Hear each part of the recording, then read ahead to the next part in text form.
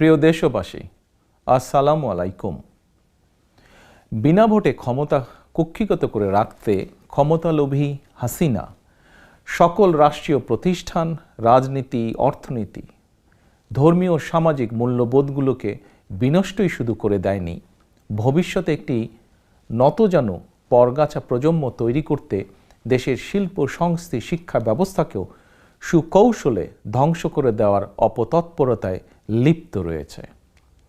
University of south আফ্রিকার প্রবেশদ্বারে লেখা রয়েছে, কোনো জাতিকে ধ্বংস করার জন্য পারমাণবিক হামলা কিংবা দূরপাল্লার ক্ষেপণাস্ত্র নিক্ষেপের দরকার নেই, বরং শিক্ষার মান বিনষ্ট করে শিক্ষার্থীদেরকে পরীক্ষায় অসৎ উপায় অবলম্বনের সুযোগ দিলেই যথেষ্ট।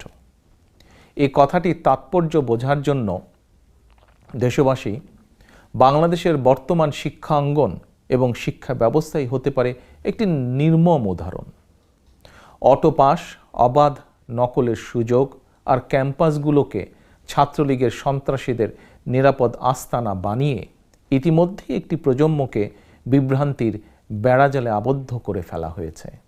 এখন আবার কোমলমতি শিক্ষার্থীদের উপর চাপিয়ে দেওয়া হচ্ছে বাংলাদেশের আবহমান কালের ধর্মীয়, সামাজিক, সাংস্কৃতিক মূল্যবোধের সঙ্গে সংস্রবহীন বিতর্কিত এক শিক্ষা কারিকুলাম।